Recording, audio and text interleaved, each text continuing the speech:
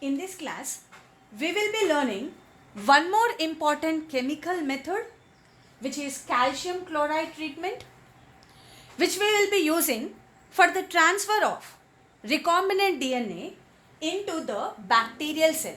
So, host would be what? The bacterial cell. So, to make the bacteria competent means to accept the recombinant DNA, or to get recombinant DNA enter into the bacterial cell, we will be specifically using this calcium chloride treatment. Now first we will understand about the DNA and also about the bacteria. If you can notice here, the recombinant DNA, the DNA is negative charge and it is hydrophilic molecule. So the recombinant DNA is a hydrophilic and negative charge. Now this recombinant DNA has to enter into the bacterial cell. Now if you can notice here, the plasma membrane or the cell membrane of the bacteria, it is made up of phospholipids and cholesterol, and which is hydrophobic region. So that means what? The first problem which we are observing here is the negative charged recombinant DNA and hydrophilic recombinant DNA has to cross this hydrophobic plasma membrane and should enter into the bacterial cell. And second important thing is the lipopolysaccharides in the membrane, if you can observe, there is all negative charge which is present. Now the negative DNA and the negative charge on the membrane, what happens is there will be a repulsion. So negative and a negative will be what? A repulsion. So that means what? First of all, the recombinant DNA should get attracted to the membrane, right? It should get attracted to the membrane and should attach to the cell membrane. Then only the rDNA can enter into what? Bacterial cell. So for that, what we do is, firstly, we will be incubating this bacterial cell in a calcium salt solution. So what we do is, so this is all the calcium salt we will be adding. So this is calcium, a divalent cation. Divalent cation, Ca+2. So when we add this calcium salt solution, what happened is, so the plus charge, since calcium is having this plus charge, so you can see that, so all these plus charges are on the surface of the membrane. Right.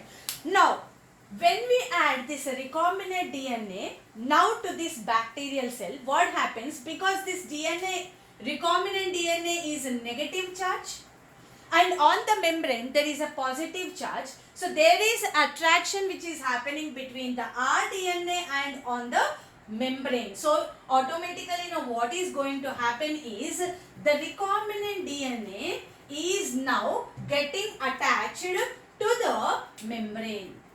So right, it is getting attached to the membrane.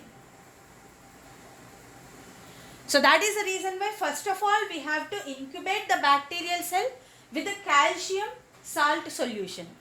Then what we have to do? Then we have to add this recombinant DNA. So that rDNA will be, because it's a negative charge, the negative will be attracted to positive. So the rDNA will be attaching to the membrane. Now what we have to do is, now place this setup on the ice. So we are keeping this setup on the ice. So we are keeping this setup on the ice. Now, after placing this setup on the ice, what we do is, again we will be placing in this setup in 42 degrees centigrade. So what happens is, now there is a drastic change. First we have kept in the ice and then we are immediately placing on what? Placing on the setup at 42 degrees centigrade. Right. Now what happens is, because of this high temperature, there is a theory that the plasma membrane permeability changes. And also there is a theory that holes are formed. So when there is an immediate increase in the temperature 42 degrees centigrade. So there is a heat shock. So there is a shock observed in the membrane such that holes are formed in the membrane. And now what happens through these holes? The recombinant DNA is entering into the bacterial cell. So the recombinant DNA has entered into the bacterial cell. Now after this process, what we do is, we will be again keeping this setup on the ice. So we will be placing this setup on the ice. So after this heat shock, then again we will be keeping this setup on the ice. Now ice, because of this keeping on the cool surface, the membrane, plasma membrane permeability changes, and the holes which were created are again closed. Now after this procedure, the recombinant DNA has entered into the bacterial cell. That is the reason why this treatment is often called as heat shock treatment, because here we are also using method like keeping on the ice, then heating, then again keeping it at 42 degrees centigrade, again keeping on ice. So that is why this treatment is also known as heat shock treatment.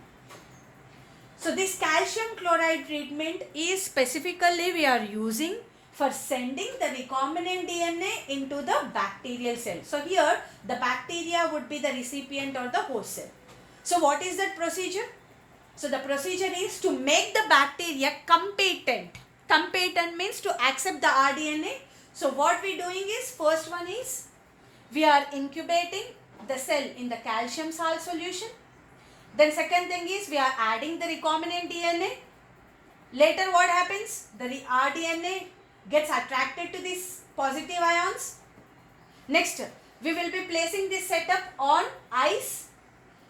Right. After keeping this setup on the ice, we will be placing it at 42 degrees centigrade, which creates a heat shock, creating hole in the membrane.